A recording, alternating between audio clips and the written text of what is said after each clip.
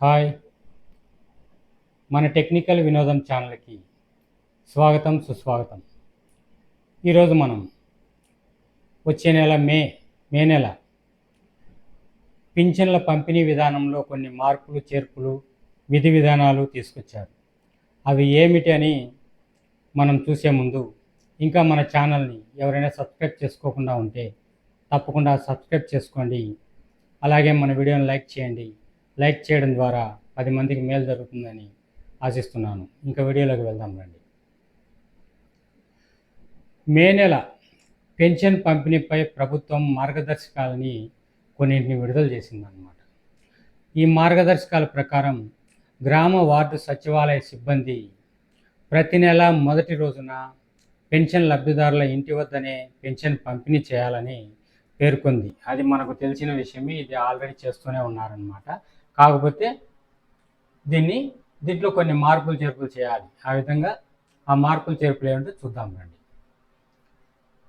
మొదటి నెల పెన్షన్, ఒకవేళ పెన్షన్ మొదటి రోజు పంపిణీ అయిన తర్వాత మిగిలిందనుకో, ఇంకా కొంతమందికి పంపిణీ చేయలేకపోవడం వల్ల ఇంకా కొన్ని పెన్షన్లు మిగిలిపోతుంటాయి అన్నమాట.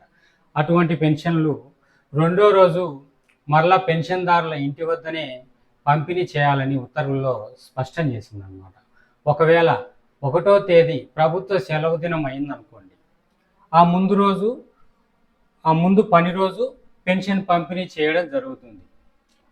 ఒకవేళ 2వ తేదీ సెలవు అయిందనుకోండి, 1వ తేదీ సెలవే, 2వ తేదీ సెలవే, ముందు రోజు పంచుంటారు కదా, 1వ తేదీకి ముందు రోజు మ్యాక్సిమం ఒక 90% వరకు పంచుంటారు అనుకోండి. ఆ మిగిలిన పెన్షన్లు 2వ తేదీ సెలవే, 1వ తేదీ సెలవే, 3వ తేదీ ఖచ్చితంగా ఆ మరుసటి రోజు మిగిలిన పెన్షన్లు మొత్తం పంపిణీ చేయడం జరుగుతుందన్నమాట.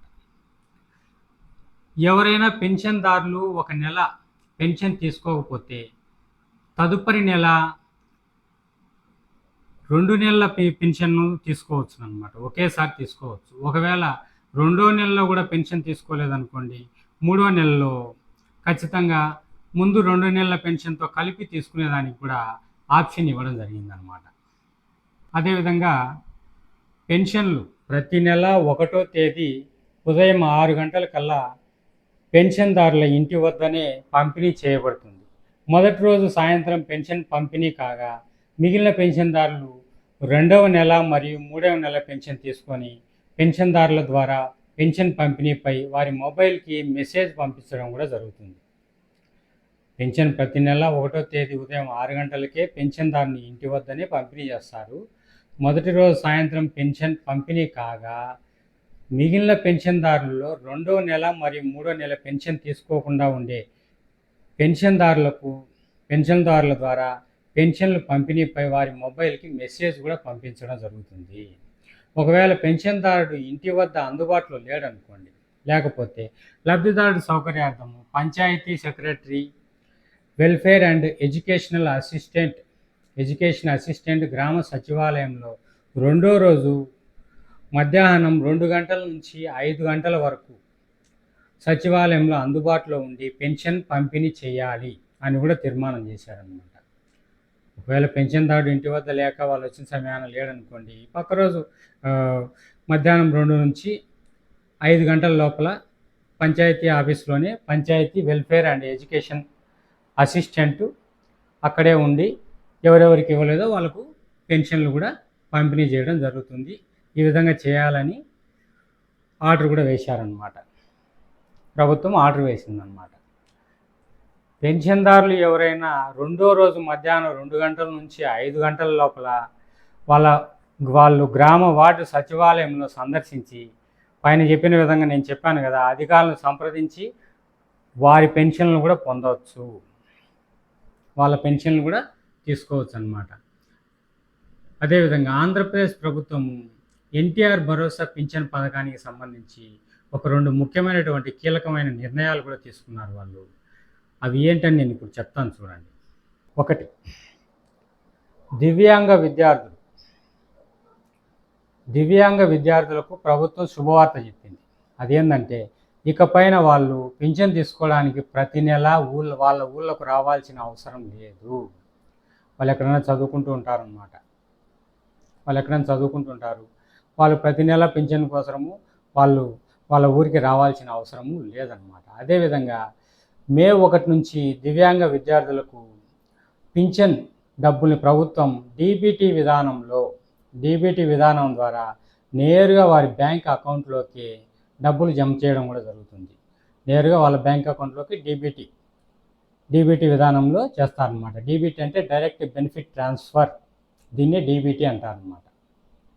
అదేవిధంగా దివ్యాంగుల కోటాలో 6,000 రూపాయల నుంచి 15,000 వరకు పింఛన్ పొందుతున్న వాళ్ళు ఉన్నారు. రాష్ట్ర వ్యాప్తంగా ఒక్కో సచివాలయం ఉద్యోగి కనీసం 50 మందికి పింఛను పంపిణీ చేయాలని ప్రభుత్వము ఆదేశాన్ని జారీ చేసింది. ఈ బాధ్యతలను జారీ చేసిన విషయం అందరికీ తెలిసిందే. పింఛన్లు పంపిణీ బాధ్యతల్ని గ్రామ వార్డు సచివాలయ ఉద్యోగులకు అప్పగించేశారు. కంప్లీట్గా వాళ్ళకే అప్పగించేశారనమాట ఈ పింఛన్ల పంపిణీ విధానం మొత్తం.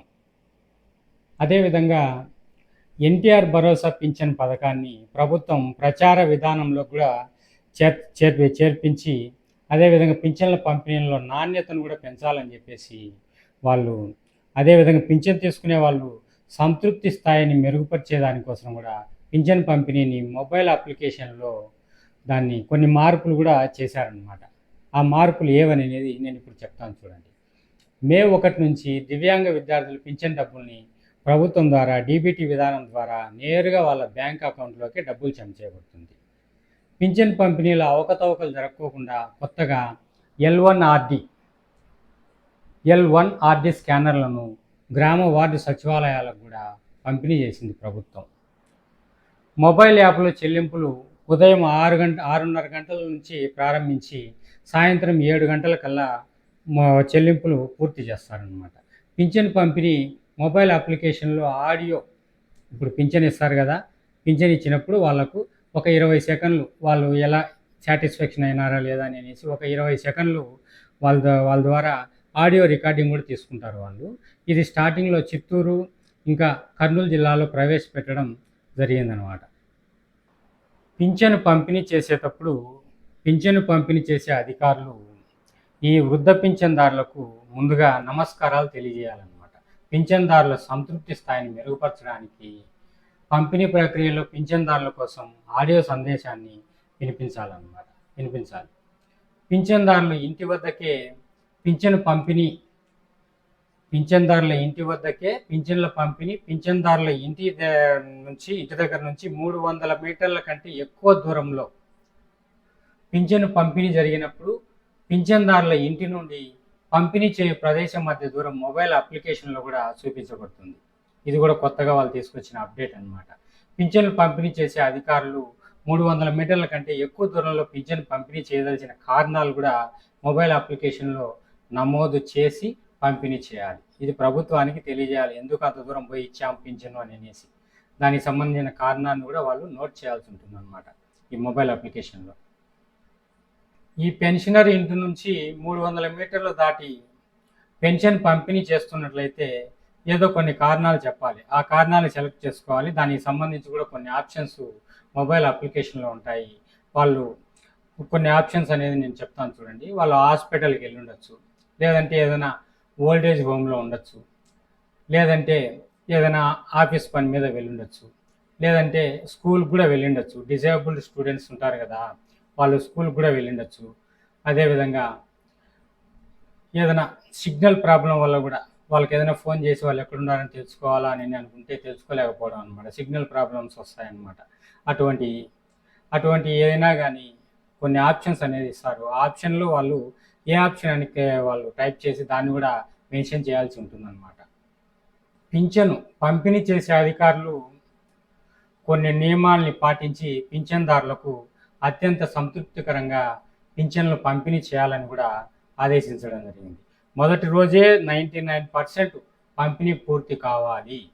సాంకేతిక సమస్యలు ఏమైనా తలెత్తినాయంటే రెండో రోజు పంపిణీ చేయాల్సి ఉంటుంది.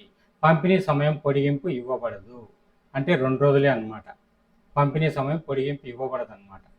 మొదటి 2 రోజులు పెన్షన్ పంపిణీపై అన్ని గ్రామాల్లో press and social media, bit of Tom బహిరంగ ప్రదేశాల్లో ఆడియో రికార్డింగ్ ప్లే చేయడం మరియు వాట్సాప్ ద్వారా విస్తృత ప్రచారం చేయడం, ఈ సమాచారం ప్రతి పింఛన్దారుడికి చేరే విధంగా వాళ్ళు చేయడం పింఛన్ పంపిణీ జరుగుతుంది అని చెప్పేసి. 2వ తేదీ చెల్లింపు పూర్తయిన తర్వాత చెల్లించని మొత్తాన్ని 2 రోజుల లోపల SCRPకి తిరిగి చెల్లించాలి. చెల్లించని పింఛన్లన్నింటినీ చెల్లించని కారణాలు, సంక్షేమ సహాయకులకు 5వ తేదీ లోపల అంతకుముందే ఆన్లైన్ నందు తప్పనిసరిగా పొందుపరచాల్సి ఉంటుంది కూడా. ఈ విధంగా కొన్ని కీలకమైనటువంటి విధి విధానాలని తీసుకొచ్చింది. ఇది ఒకందుకు పింఛన్దారులకు చాలా ఉపయోగకరంగానే ఉంటుందని ఆశిస్తున్నాను. ఇంతవరకు వీడియోను చూస్తున్నందుకు అందరికీ ధన్యవాదాలు. అలాగే మీరు మన ఛానల్ ఇంకా సబ్స్క్రైబ్ చేసుకోకుండా ఉంటే తప్పకుండా మన ఛానల్ సబ్స్క్రైబ్ చేసుకోండి. అలాగే మన వీడియోను లైక్ చేయండి. లైక్ చేయడం ద్వారా 10 మందికి మేలు జరుగుతుంది. ఇంతసేపు ఓపికగా విన్నందుకు, చూసినందుకు అందరికీ ధన్యవాదాలు.